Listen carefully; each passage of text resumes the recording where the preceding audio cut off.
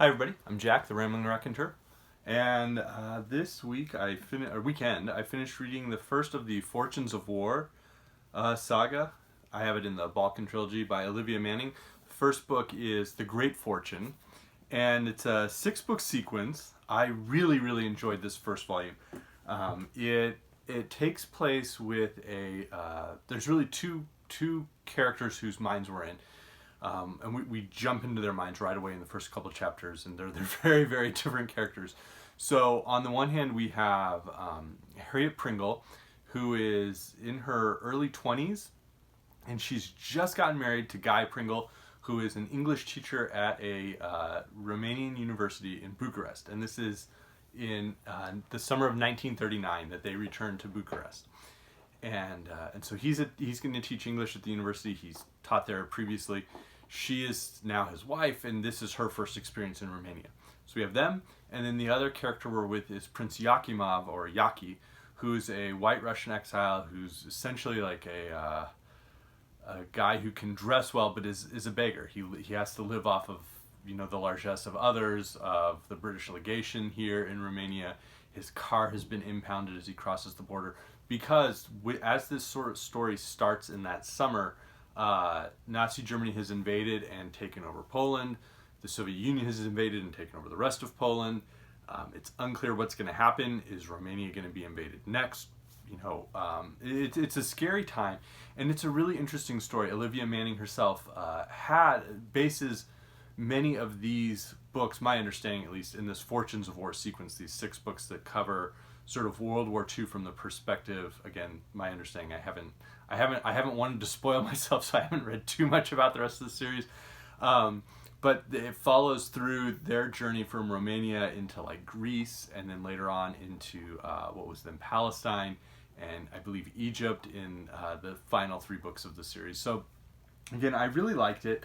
I thought Manning did a nice job of building these human relationships and building this like really fast interchanging dialogue. So often with more than 2 characters. It's not just Guy and Harriet Pringle having a conversation, or Harriet with one of her friends, or Prince Yakimov with one of his acquaintances.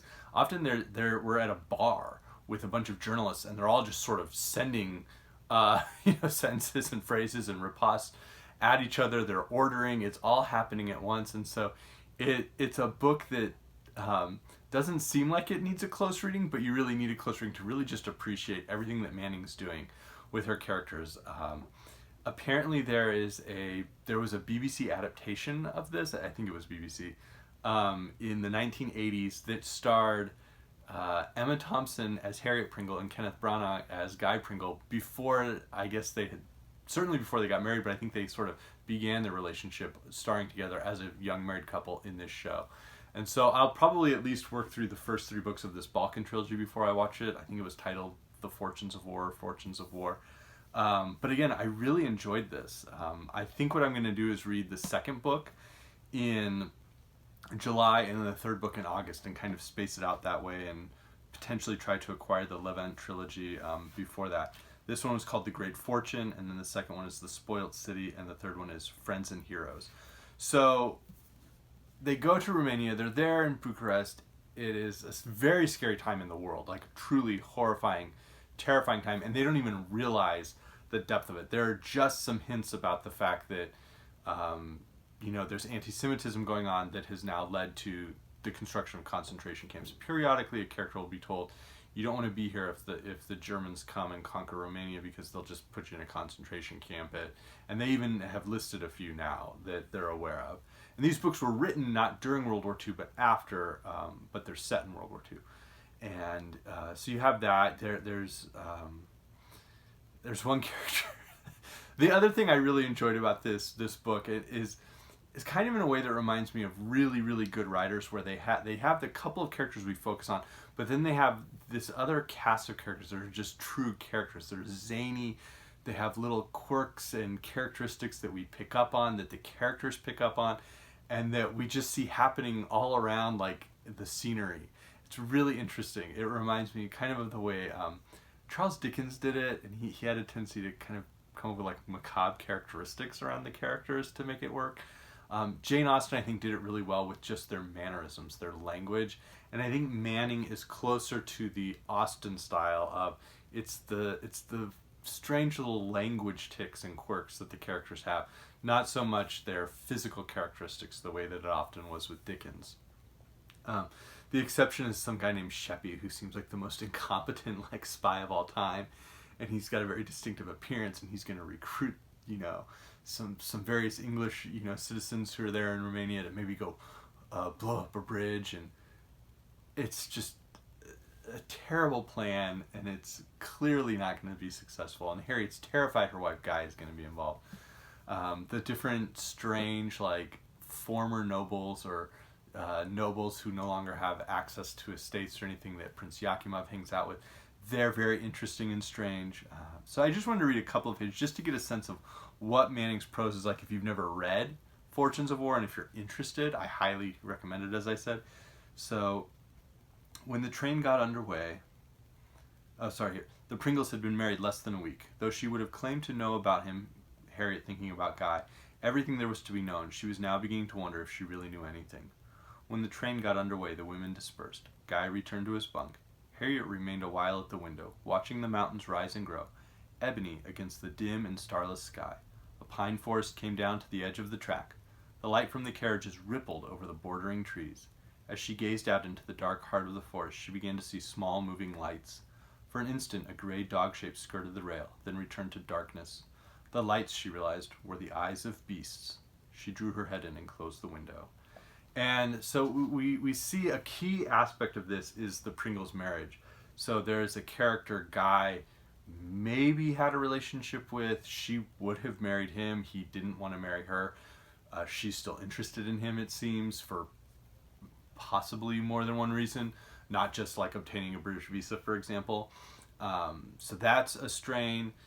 There's a colleague of Guy's who seems to be interested in Harriet, even though he has a fiance back home who he hasn't seen in at least a year, it seems. So that there's that aspect. There's the question of survival of is it still safe in Romania? Do they need to leave? If they do, where are they going to go? Throughout the book, we see the advance, not just from Poland, but taking over Norway, Denmark, and then it sort of ends with the fall of France and Dunkirk. But so we see this gathering sense of fear and trepidation closing around them. But there's also these scenes that are just crazy.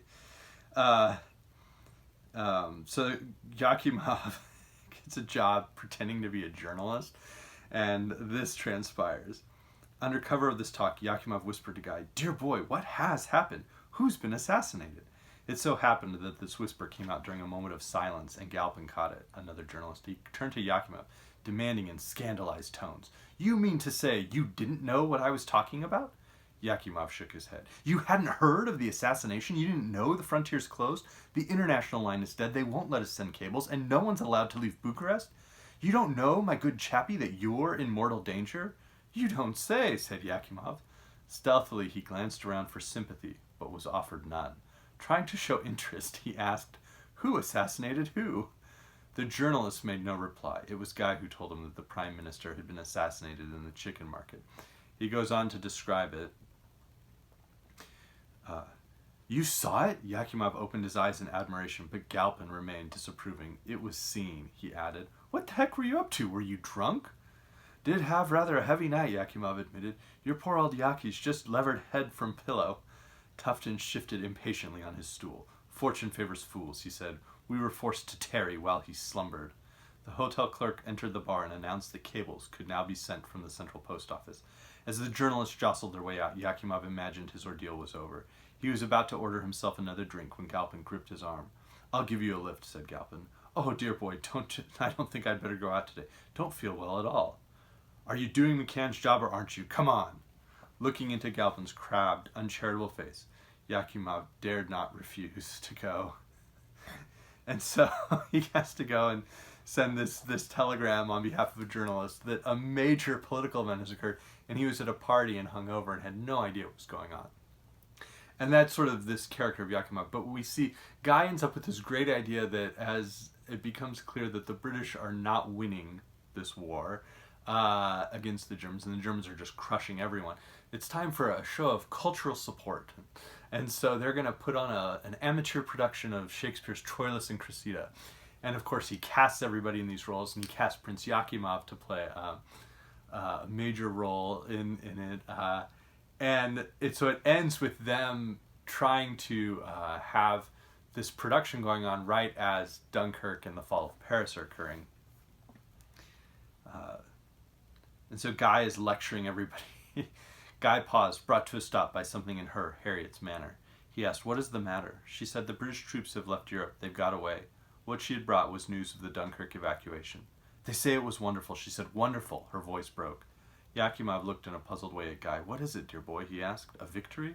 "A sort of victory," said Clarence. "We've saved our army."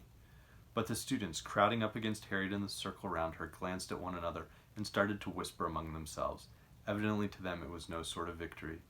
The Allied armies that existed, among other things, for the protection of Romania had disintegrated. The French were being routed, the English had fled to their own island, the rest had capitulated. Who was to protect Romania now? Harriet, in the center of the floor, did not move until Guy put his hand to her elbow and gave her a slight push, gently impatient. "We must get on," he said.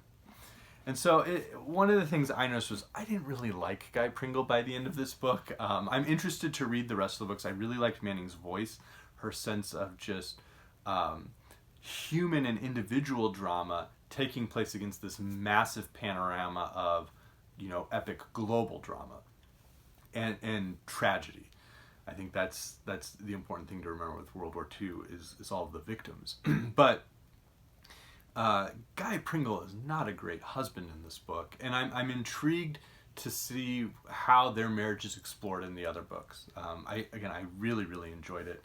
And it was easy to read and interesting to read. Like I said, it reminded me a lot of Jane Austen, particularly Pride and Prejudice, the way she just crafts these quick characters through their language and their interesting little mannerisms. Blood Victory is a great spy novel that actually takes place in a desperate attempt to stop the importation of Romanian oil to German tanks. So Blood of Victory by Alan Furst, great spy novel. The characters in the book actually discuss modernist literature, specifically D.H. Lawrence, and I thought Women in Love, kind of that idea of like romantic conflict, relationship conflict within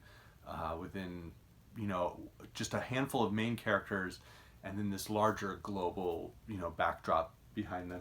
And the same with The English Patient by Michael Ondaatje, one of my favorite books and one of my favorite movies. And what I regard personally as an inferior work to The Great Fortune is The End of the Affair by Greene, which is a story of a relationship that's occurring during World War II.